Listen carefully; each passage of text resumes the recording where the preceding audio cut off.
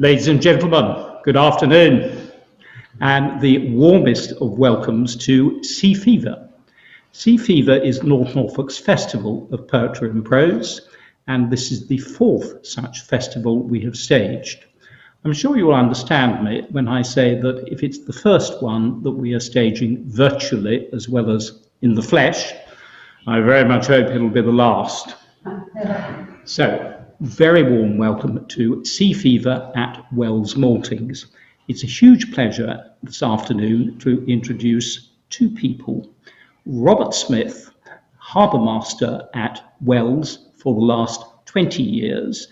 I think 31 years here in all working at the harbour. Yes. So I think we use that terrible term blow-in for people who have come here recently. And Robert, I don't think can be described as a blow-in, and I think born and bred here as well. Absolutely. Interviewing him in discussion this afternoon is Ian Scott.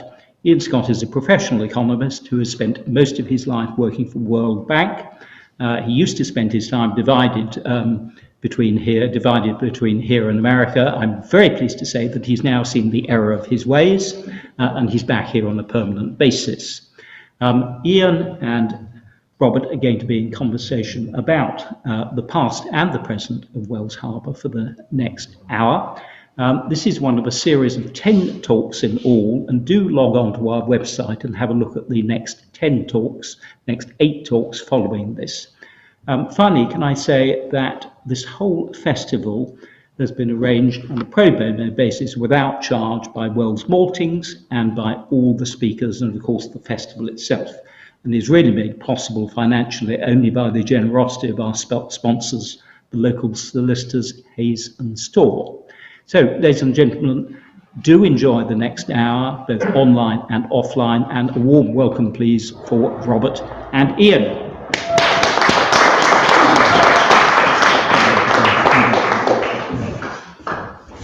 Good afternoon.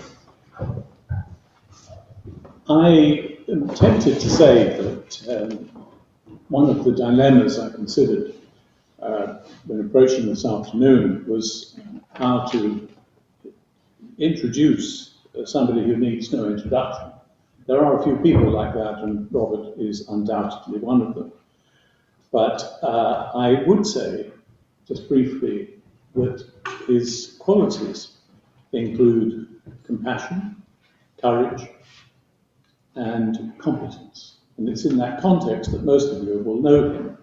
But more than that, I would say he has visionary competence, because had he not had the vision when he became Harbour Master 20 years ago to envisage a harbour as it could be with everything that has happened in that period, then we would not have it now.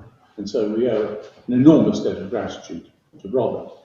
That said, let's start with the first question, which really goes back to the beginning. Has there always been a harbour here?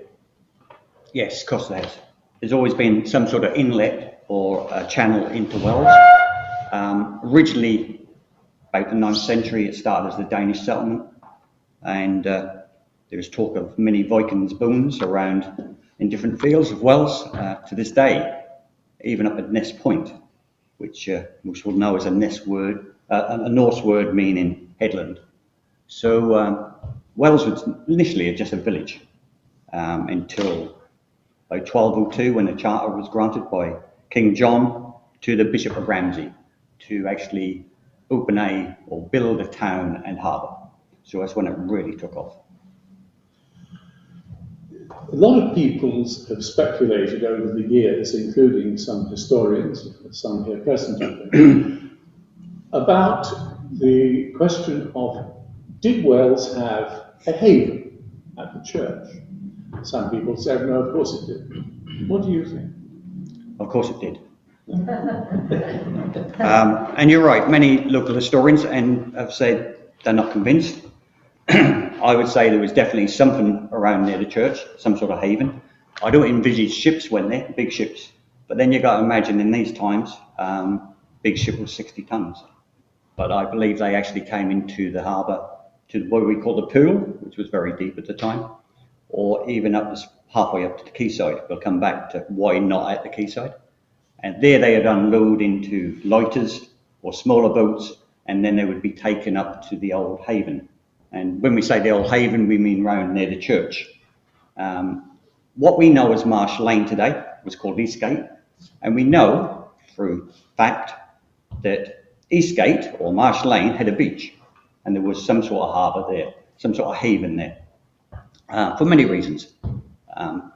Different times there have been building works gone there and have found old wooden jetties and this sort of thing. But more importantly, and we will come back and touch on it, I'm sure, Sir John Smeaton came to Wells, very famous man in his day, built the Eddystone Lighthouse. He came to Wells and he did a study in what we call the Trials of Wells Harbour. And during this study, he interviewed lots of elderly sailors, fishermen, people of Wells to take evidence. And we have it actually in the harbour archives, his handwritten report, and he says quite plainly there that he spoke to fishermen and sailors who remember ships going up to the Old Haven and unloading. So I would say pretty sure with something like that, there was some sort of harbour there. So what we now call Old Stave Walk was in fact a walk to a stave. Yeah, I think probably Old Stave Walk is more of a modern term. Yeah. But there was definitely a stave, some sort of harbour there, in the sense that in the harbour archives again, and I've repeated this many times in the past, you see where the harbour commissioners are paying the church quite regularly sums of money to maintain the church wall, the repairs for what the damage the seawater has done. Why would they be doing that if they didn't have a harbour there? And also remember, what we think is the quayside today, which we will touch on shortly, I'm sure, wasn't there as you see it today. Right. Now, not only has there been speculation about the existence or otherwise of the haven, there are other mysteries in and around the harbour, particularly for some people, what I will call bits of wood that are still there in the channel or off the channel, up Sluice Creek, and elsewhere. And I'm not talking only about the bridges further along the East End, but what can we read into them as we look at them now? What were those bits of wood for? Depending on which pieces we're talking about, to be honest. Okay. It's quite well documented again in the harbour records what lots of that wood is. And even in my time, I've been pulled up once or twice. Many people have asked for some of the wood to be removed because it's a hazard. And I was soon told by some elderly people at the time, many years ago, what that wood was used for. I didn't know in them days. So for argument's sake, halfway down the beach bank, going back towards the lifeboat house, on the east side, the Marsh side, there was a big jetty called Walker's Jetty. And Walker's Jetty was used for the ships to lay at to unload into lighters to go up to the haven. So if you go halfway down, on the east side, on your right-hand side, there is still wood to this day sticking out of the mud from Walker's Jetty. If we come up to where the horse is, or the beacon, again, you'll see a big post sticking out of the mud. And when I first started, there was many posts sticking out of the mud. And I don't want to offend nobody in here today as if there's any sailing club members, but the sailing club were very concerned that they were going to hit these posts when they were sailing because they used to be under the water. And we did contemplate taking them out. Then one particular day, an elderly gentleman came up to me and said, "Robert, never ever remove them posts." Then he went on to tell me why. And apparently the posts were there, and it makes so much sense now. When the ships used to come in, naturally they didn't have engines, they were towed in by the tugs, this paddle steamers and the steam tugs. They used to tow them into the harbour, up towards the quayside, with a tide behind them, coming in, like it is to today. But to stop them, there used to be two men employed out on the marsh in a rowing boat who row across to the ship and take a rope from the ship as the tug was pulling it into the quayside. They would quickly row back, drop these ropes over the posts. The tug would let go of the ship and carry on into the quayside, and the tide would carry on with the ship, just drawing it into the quay. They would tighten up the rope onto the post, the tide would spin it around and then they would release the roots slowly and drop themselves back into the quayside. So it's what is actually called the turning posts. So them posts have so much history, and some of them still stand there today. So if I go on in just a little further, the other ones you're probably talking about are in Sluice Creek. Yeah. I imagine you're guessing already what that means. The post that went all the way across Sluice Creek, you can only see the sides at the minute, was for a big sluice gate. So again, in the 1700s, probably going into the 1800s, there were two sluices.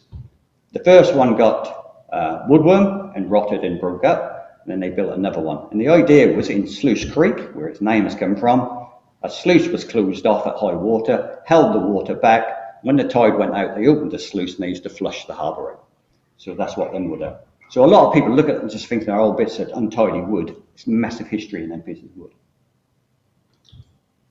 And if you go down beyond East End, you see the remains of wooden bridges. Why were they there? The wooden bridges were built by local farmers and local people to earn some money, in the sense that they used to put all the sheep grazing onto the marshes in the small tides or the neap tides. So the farmers used to take the sheep out onto the marshes, graze them, bring them off in the spring tides, and that's why they're actually called sheep bridges, because the sheep used to cross over these bridges to go across the creeks. And the interesting thing for me is, my own grandfather, I remember as a small boy, telling me that he was going off to repair the bridges, and he used to make his, or supplement his income by repairing these bridges. So that's what they were there for. Unfortunately, and I'm sure your question's coming anyhow, a lot of them bridges are gone. I think personally it's a great shame, because it does stop the access out onto the marshes. Very controversial, because lots of people feel there shouldn't be no access. A lot of people think they should have the access. But with the bridges gently being taken away or breaking away, there is less access out there now. Yeah. Other changes over the centuries have included the embankments. And right here, embankment made by the Earl of Leicester, embankment made by Sir John Turner. What happened after the embankments were put in place? Again, if you look at the harbour records, the first embankments were to the west of Wells in 1719 by the Earl of Leicester. He built his embankments. A lot of people don't realise the channel used to go out into the middle of Holcombe Bay and not where it goes today. So that's one of the first things you've got to think about, because we'll come back to that. So you'd come in from the middle of Holcombe Bay, you'd come round by the point, which is where the lifeboat house was, and you had a choice there. You could either go right to Holcombe or you go left down towards Wells. And that was like that until 1719. Ships used to go up to Holcombe. Again, don't get excited when I say ships. I'm not making massive ships. But ships, maybe, I wouldn't, possibly the size of the Albatross, possibly, probably a little bit smaller. So you could go up to Holcombe. There was a harbour at Holcombe. Used to moor, or the stay was just in front of Holcombe Vic. 1719, they built the embankments from Holcombe to Wells, stopping just near the football pitch, and that closed off Holcombe as a port, or as a little harbour. Leicester did that. Turner then thought, Turner at Warham, so John Turner, what a great idea. They were the two main landowners, so we had Cook to the west, and we had Turner to the east. So Turner thought a great idea. Then Turner started doing similar to the east of Wells. Hence, 1719, it started, not straight away, to cut off the old havens, cut off the harbour. The old harbour actually disappeared completely. Again, many historians will argue this, but the old harbour disappeared in 1760. That's when the final embankment was put in. Then from that, you had the trials of Wells Harbour. We can come back to that if you wish, but your question was, what effect did it have? What effect it had is then we had no natural harbour. You had the quayside as you know it, where it is today, but there wasn't no brick quayside. There was a wooden jetty, and on the quayside itself was full of buildings. And there was all types of buildings. There was from granaries to shops, everything you can think of. So where you see the quay today, you wouldn't have seen that at all. You just saw wooden jetties with lots of shops. Again, we'll come back if you wish to what happened there. So the question was, what happened to the harbour? It slowly started to silt up. And then the channel, what went into Holcombe Bay, started moving further and further and further to the east, to where it is to today. Hence the trials of Wells Harbour. I'm sure we're not going to talk about that because everybody knows about the trials of Wells Harbour. Is that right? Does everybody know about the trials of Wells Harbour? No. Okay, tell us. Okay. Well, the trials of Wells Harbour, in a nutshell, were Turner built his final embankments. He closed off the old harbour. It stopped the flow out to sea or flow through the harbour, which was flushing the harbour out. It started silting the harbour up quite badly. You got to imagine, Wells was a busy, important harbour. You know, it's hard to believe that a little village like Wells at the time was as important, but they had more ships registered to it in the 1500s, 1600s than Liverpool. 15 ships were registered to Wells alone. Liverpool didn't even have that.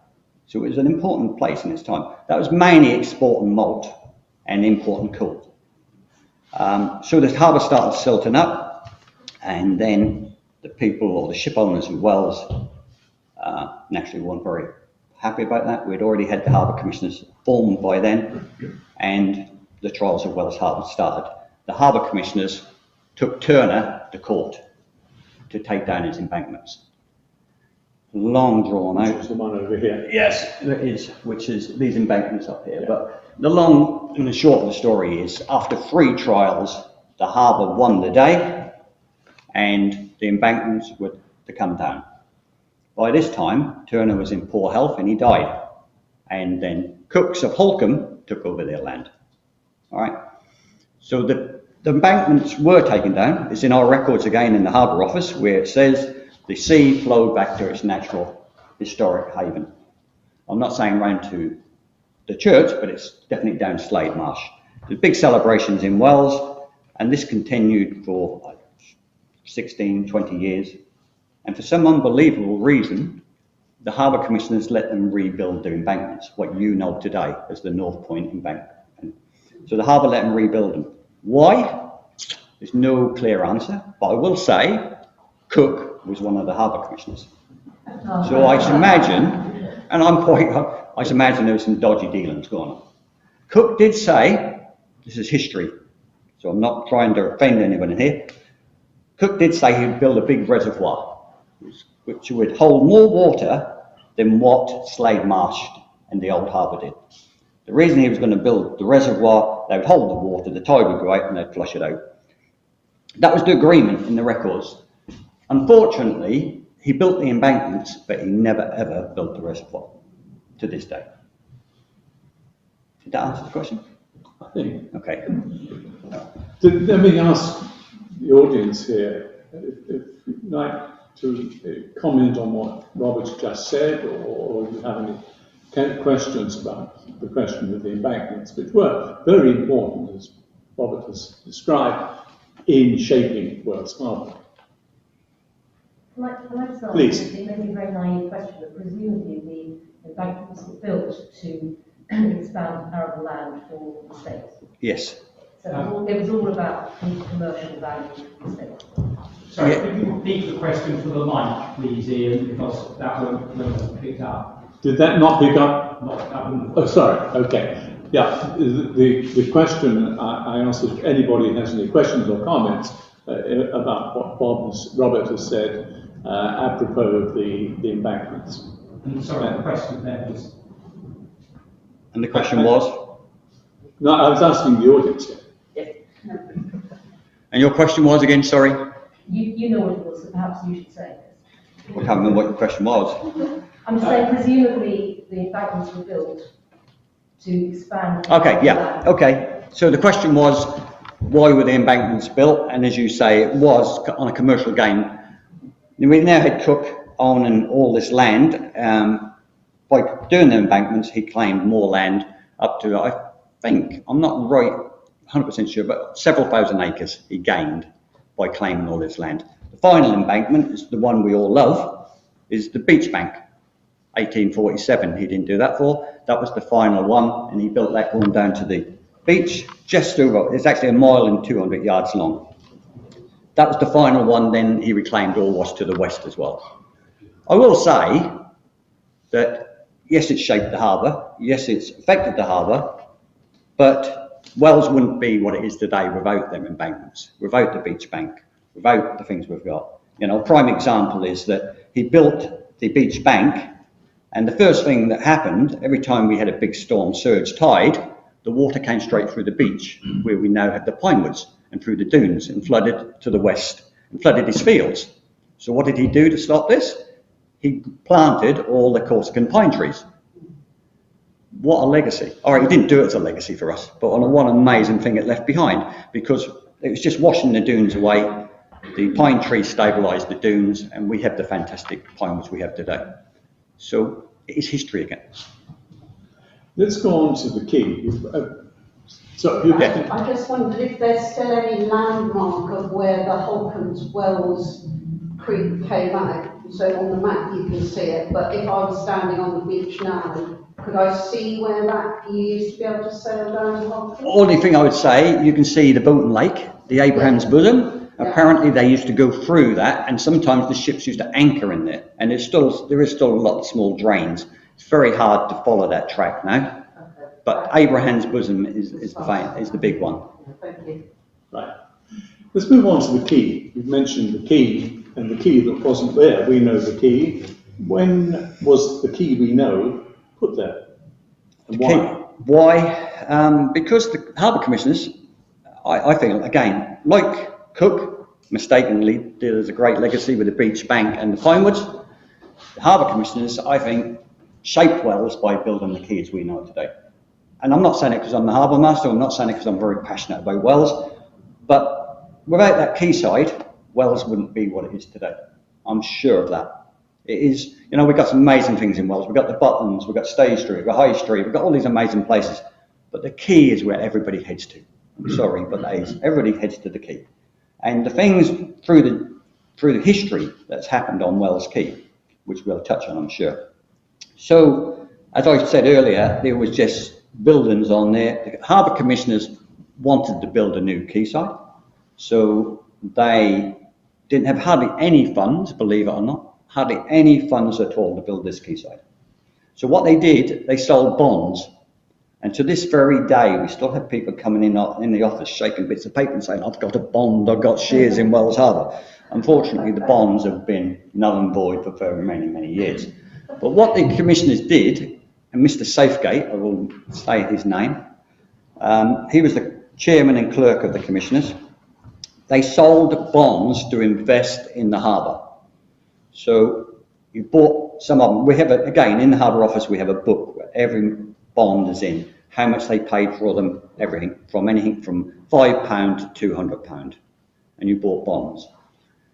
They bought the bonds, raised the money, they built the quay, what we see today. So all the buildings were on there, they got a compulsory purchase order, knocked all them down, and then built the quay out of the York stone.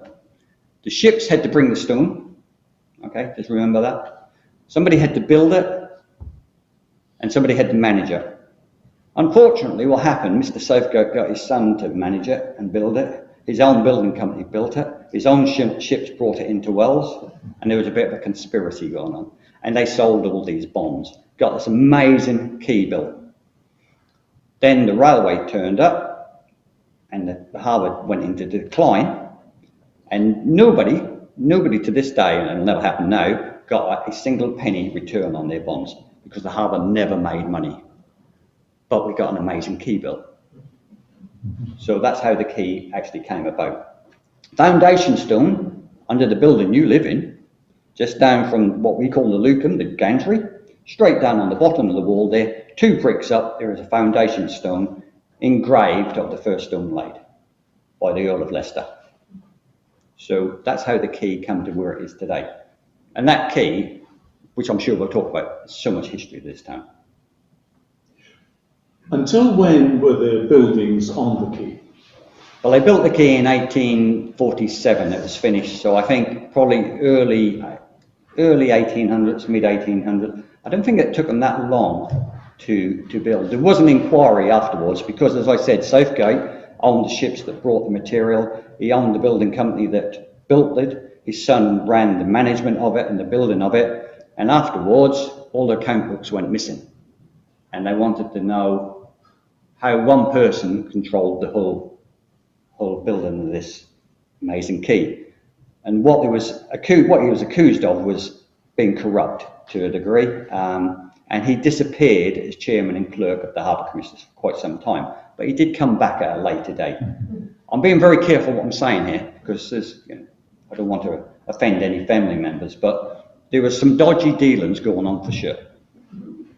And there was a big government inquiry into Southgate's actions. Well, that's a nice transition to the next topic I want to raise, which is there are some, what you could call, naughty aspects of Wells history. Smuggling, corruption, prostitution, and other things that were part of the life of the town and the port at different times in its history. What were the naughtiest things that went on? Oh, gosh. Well, Wells, I think Wells in these times was a really hard place to live. It really was. You had the gentry and you had the merchants who were getting richer and richer, and you had the workers, or the people of the town, who were probably not getting any richer, if anything, getting poorer. And the divide was getting bigger and bigger, for sure.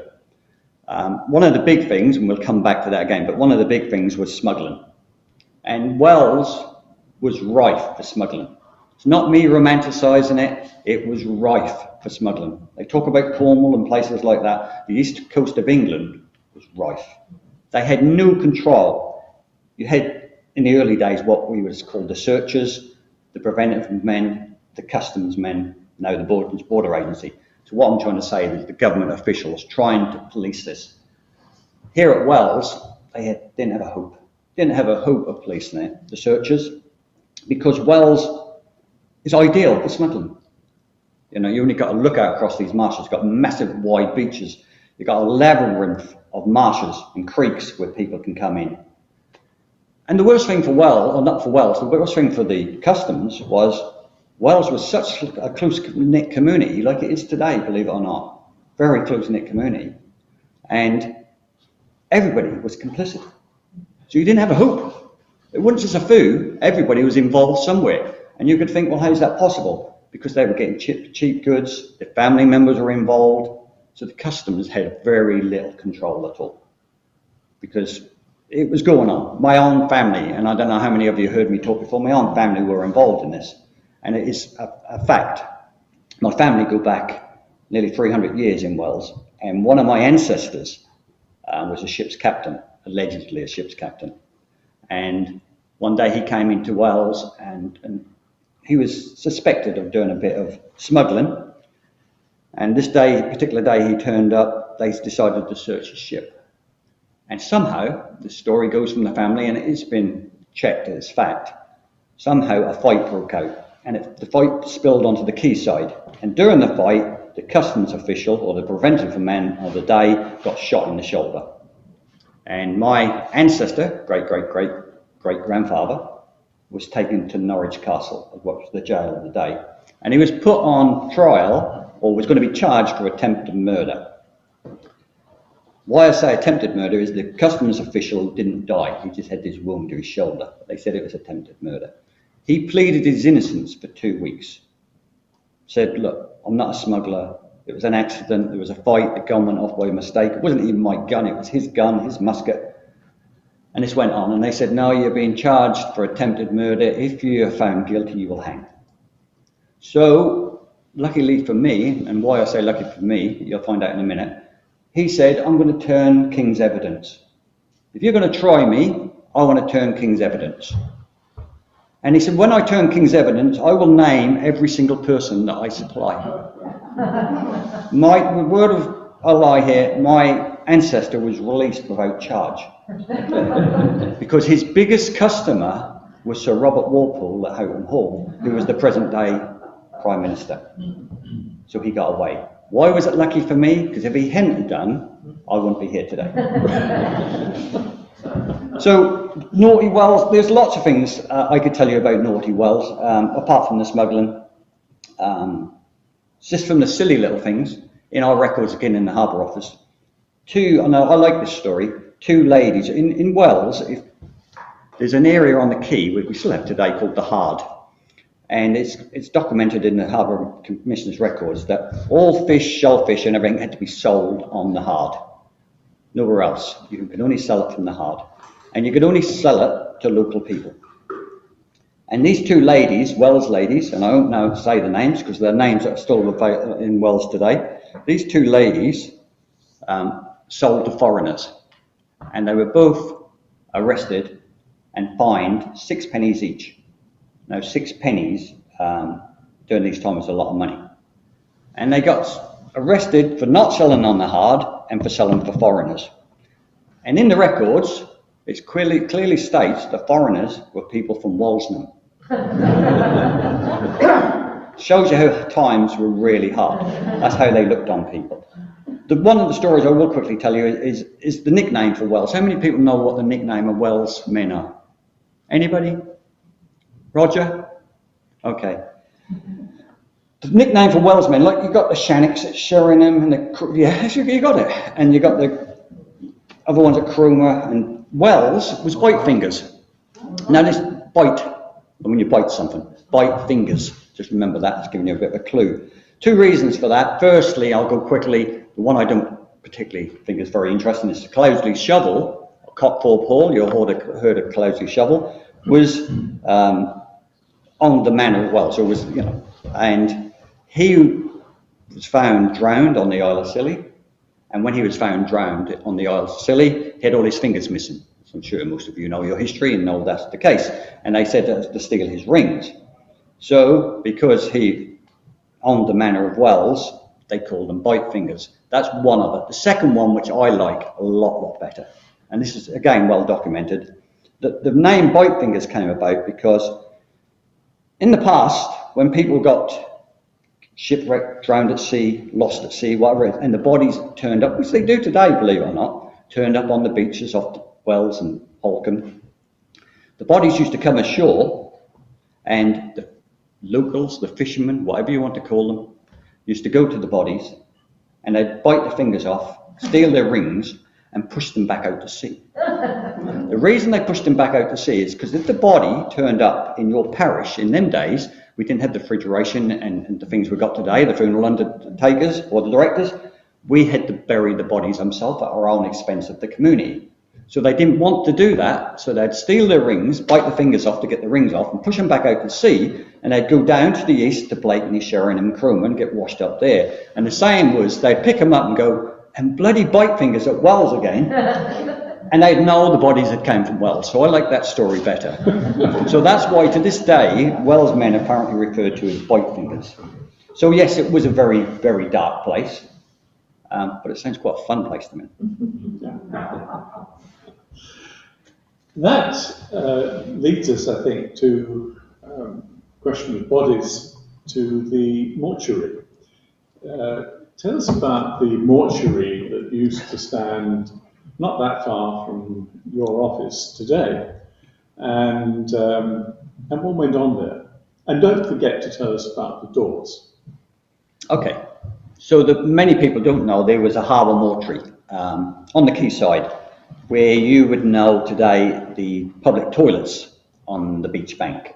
So just past from Pop In Leisure. The Harbour Commissioners owned all that land right up to the top of the beach road. They had their harbour yard, and there was a coal vault, and then there was the mortuary. And I can even remember the mortuary as a young boy. Just remember the mortuary. And all the bodies that came in via sea from the lifeboat, from the Coast Guard disaster, from the Liza Adam when they all drowned, all went into the harbour mortuary. Everybody laid out in the harbour mortuary. So it is a big part of our history, even to right up to the war years. So many people, English or British and German, went into the mortuary. So the mortuary was there until, I should imagine, the late 60s, 70s. Then it was removed by the harbour and sold to some local fishermen, and it went down to the East End. So it's down at the East End, and it stood at the East End. It's been used by for one time my own family, then the Ferrari family had it. Then they decided, with the European Union and everything else, they had to change the way they were doing their working. So they had to have new stainless steel buildings and all the mod cons. So they decided to do away with the mortuary, and they started to knock it down and they started to burn it. And I'd heard that they were burning the mortuary. So I rushed round there, true story, and said to them, "What are you doing?" And they said, "We're burning it, we don't need it anymore." And I said, "Oh, what's left?"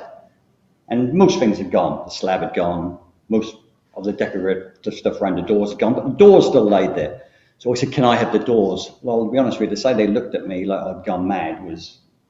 And I then kept them doors in the harbour yard, and on exaggeration, I used to imagine 18, 20 years.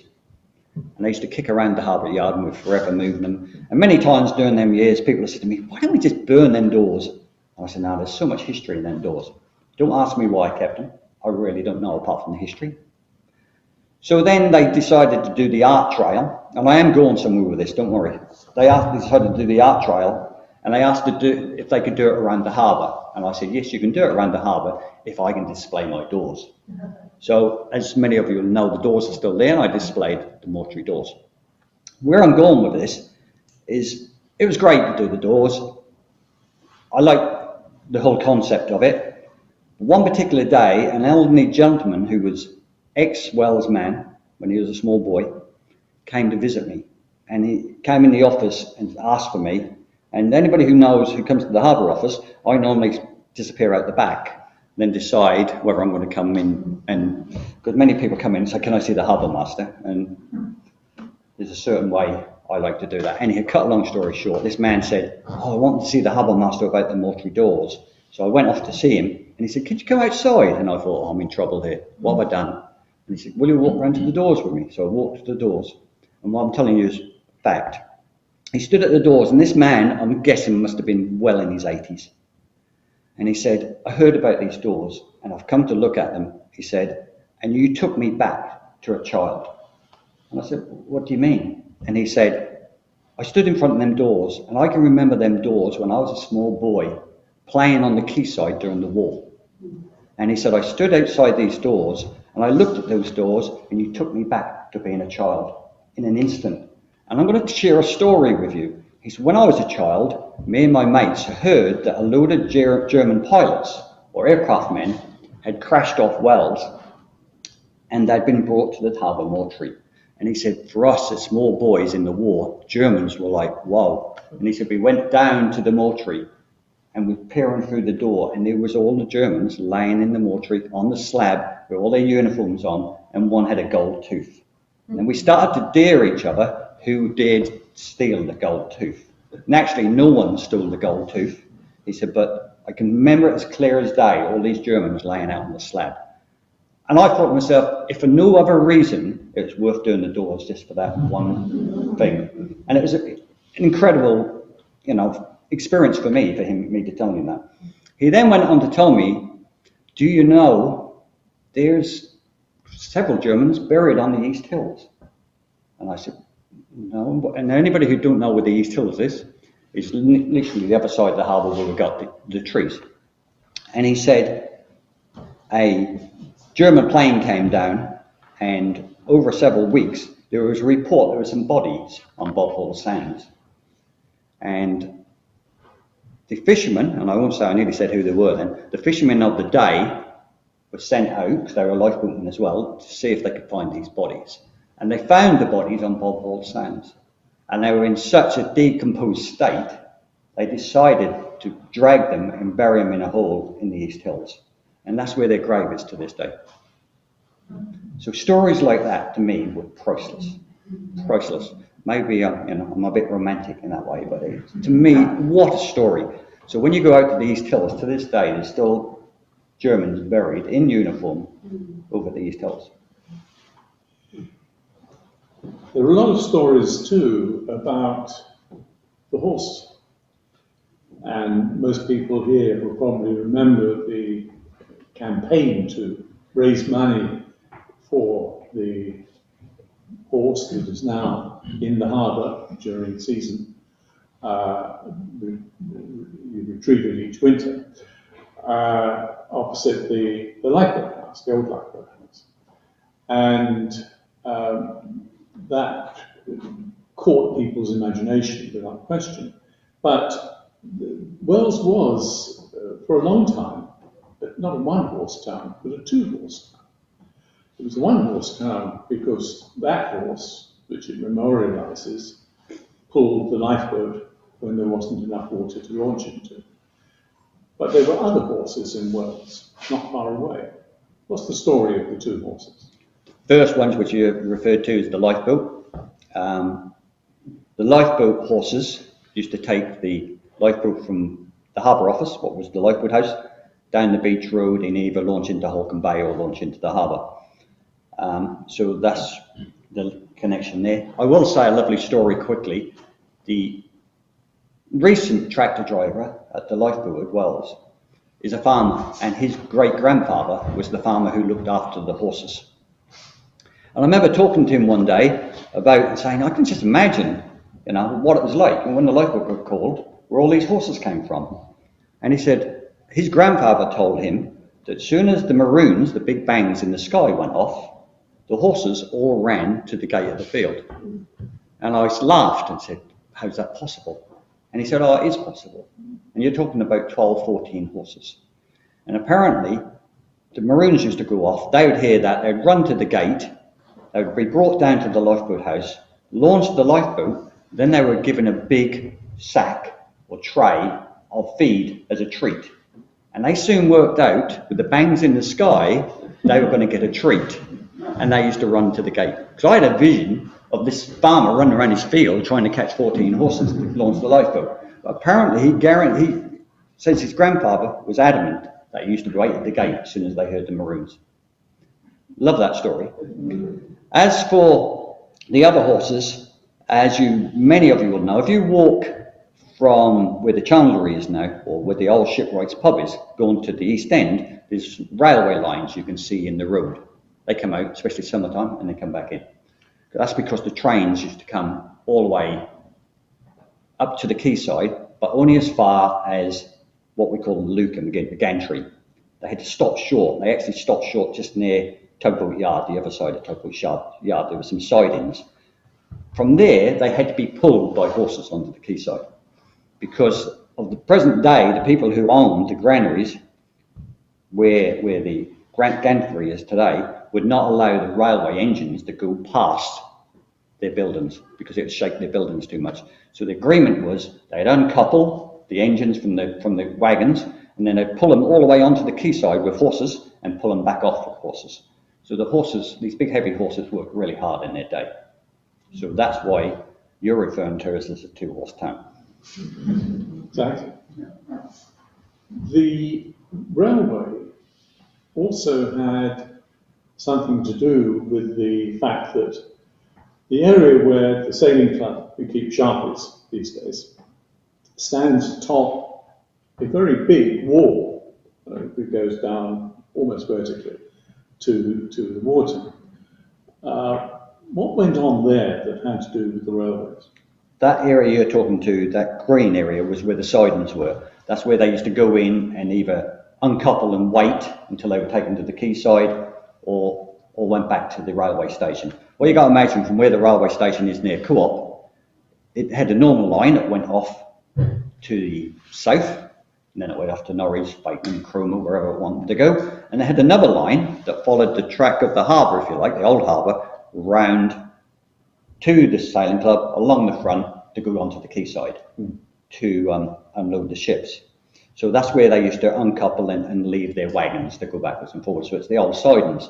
There was talk and there was plans, again, still in the archive of the harbour, where they were going to build a new harbour over there onto the marshes where the pool is. So when you stand at the lifeboat house and you look to the East Hills, they were going to build a harbour the other side, and there would be a harbour or bridge go straight across from the quay to the marsh and run out all the way out onto the marsh. Again, when the railways came, they were going to invest in this and build this new harbour, but the ships declined and it never happened. I guess we'd say just as well. Yeah, we would say just as well. But when in the 2009, 2010, and the wind farms came to speak to us, they were talking about wanted to work from Wells, and that's where we actually got the idea from a harbour down there. People think it was some brainwave of mine. It wasn't. I just got it from the records 200 years or 150 years ago.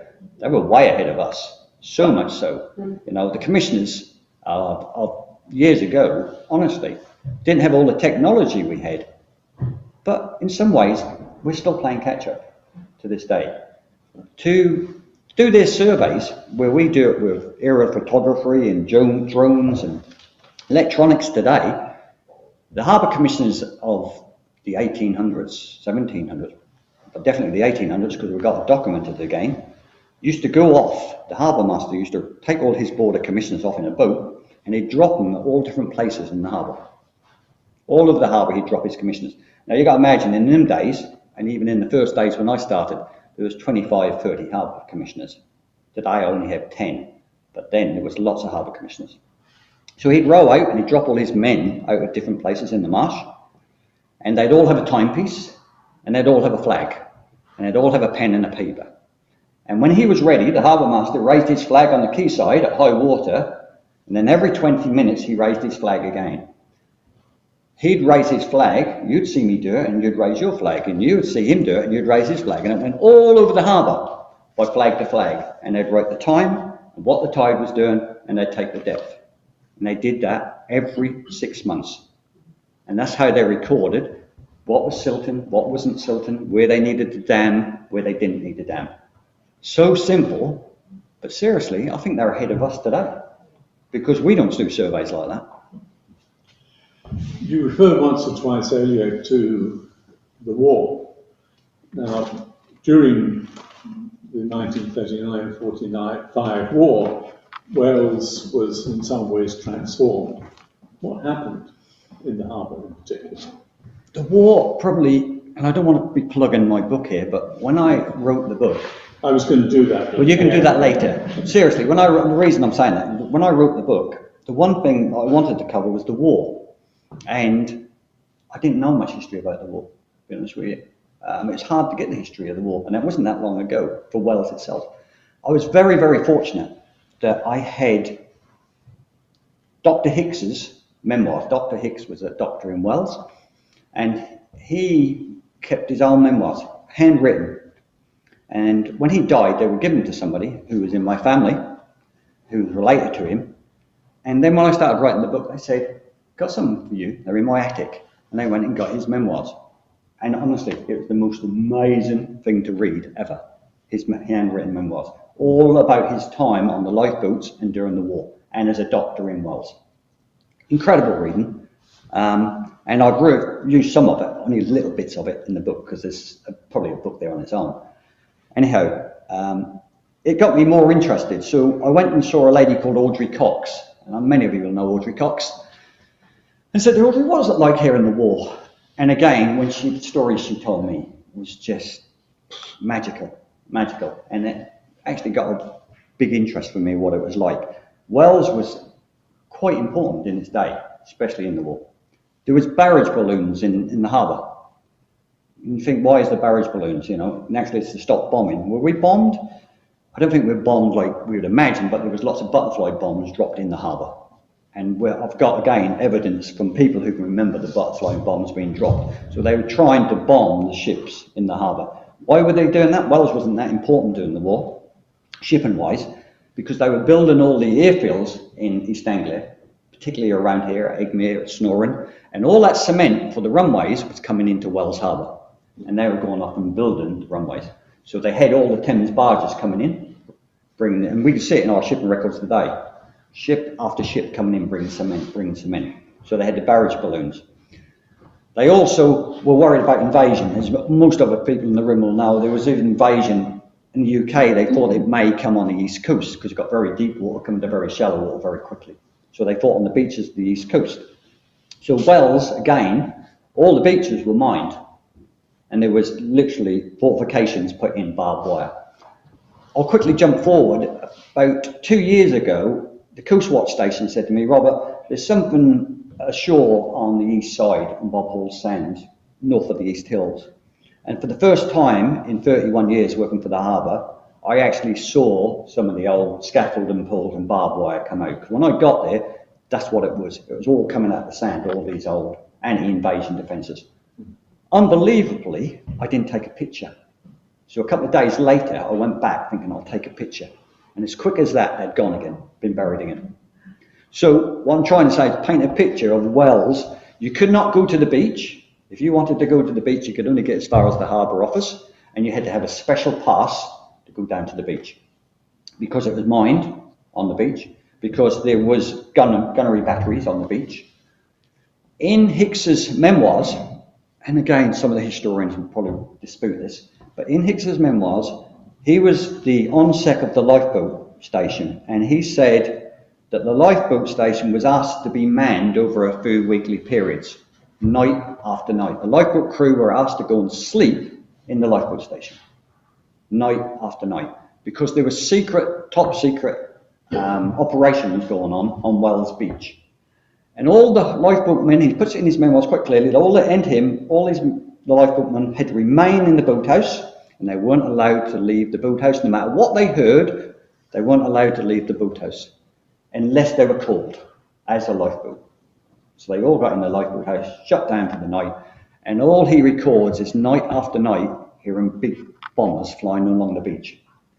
What it turned out to be is it was the invasion for the dam busters, dropping the bombs, the bouncing bombs, and he said they were trialling the bouncing bombs on the beach.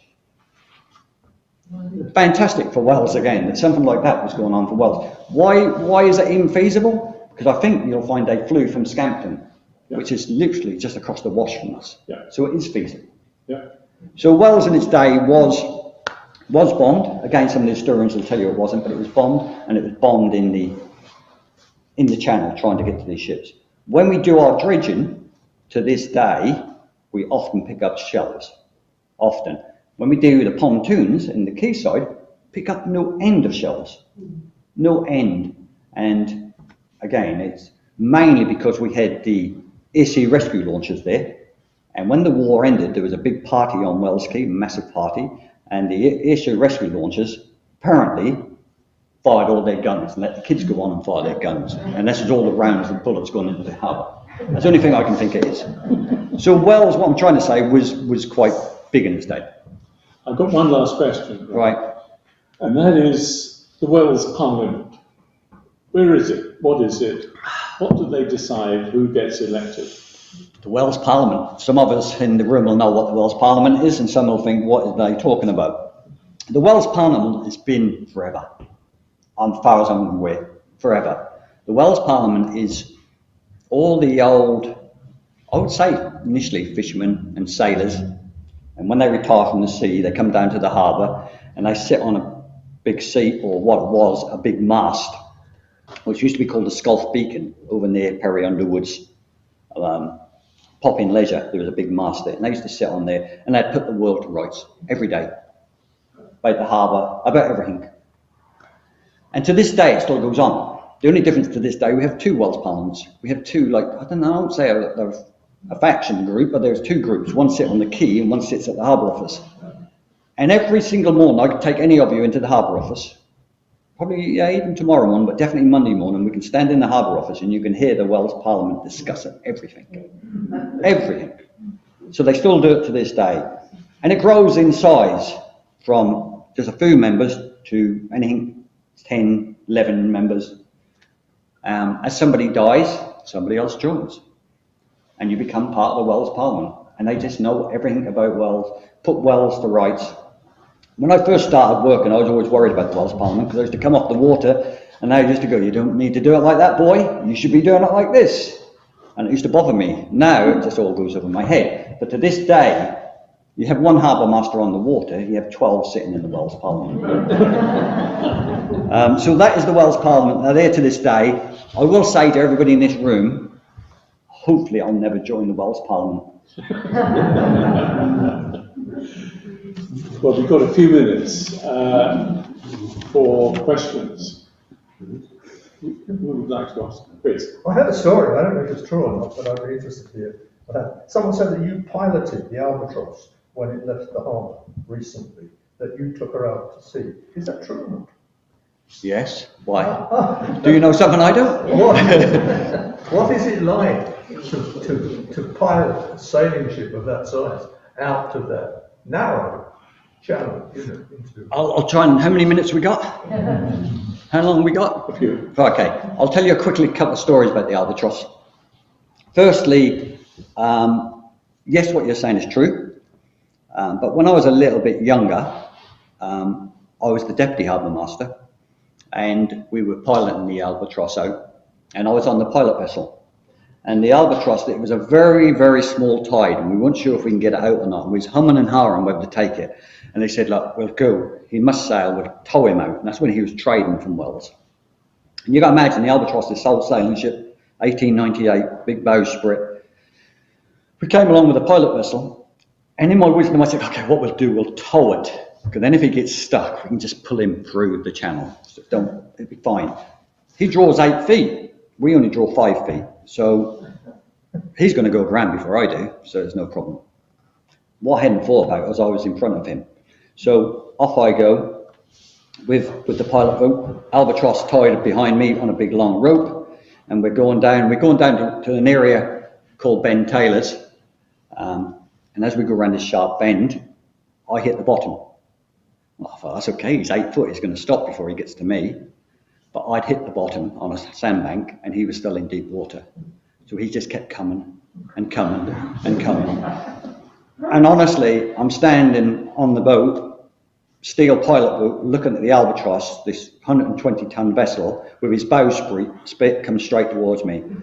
And he hit me up the stern. His bowsprit went straight through our mast and the mast just disappeared. And it was a big learning curve for me. Big learning curve for me. We got away with it without too much damage. Luckily, before he did too much damage, he hit the same sandbank I was on and he stopped. So that was one of the interesting things. The other thing I would say to you about the albatross, many years ago I was out on the lifeboat when I was part of the crew of the lifeboat, and he was having difficulties off Blakeney, and it was a really dark, rough night, and we went down towards the albatross and they were worried that he was sailing and his engine is next to useless, to be truthful with you. It's just a little engine to manoeuvre about. He was sailing in towards Blakeney and he was on a lee shore, and they didn't know with the wind like it was whether he could be able to tack out and get back out without hitting Blakeney Point, in a nutshell. So we went as a lifeboat to stand by in case there was any problems and give him assistance. And as we went down this dark, rough night, we got down to there, and I was down below, and the coxswain of the time shouted to me, Robert, come up here. And I was like, oh, really, what's the matter? And as we went up, he said, look at that. And the albatross was there under full sail in the storm with all her lights on. And I will say it was probably one of the most amazing things I've ever seen in my life. This ship, in the full sail, built in 1890, it was like stepping back in time. And it was amazing. And he tacked out of Blakeney Point and he went off to Holcombe Bay. Everything was fine. But that night was absolutely incredible. What's it like piloting the albatross out? Again, I'm a bit romantic. Oh, it's amazing. I just love these old vessels. So it is an amazing thing. The albatross is like Marmite. Either you love it or you hate it, you know. But it is part of Wells now. So it will be coming back in I believe the spring of next year. So. Anybody else? One more question. Yes. Talked right at the start about silting up of the harbour as a result of the embankment. I'm wondering if it's still going on. No, to be truthful with you. If you go back in the records again, and again, people will argue with me, but I can take you and show you records from the old commissioners where they were doing their surveys with their flags, and we still have the same amount of water today as that we had in them days. The only difference is you're either in it or you're out of it. If you're in the deep water, you're in it, you're fine, but it's very easy to get out of it. So I would say probably it's narrower, and there is more sand when you're out of it, but the actual depth, especially at the bar, is the same as it's been for generations and generations.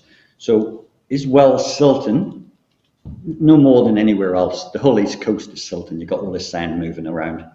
But there's as much water as there's ever been, in my opinion, anyhow. Well, Harbour Master Robert Smith MBE, thank you very much.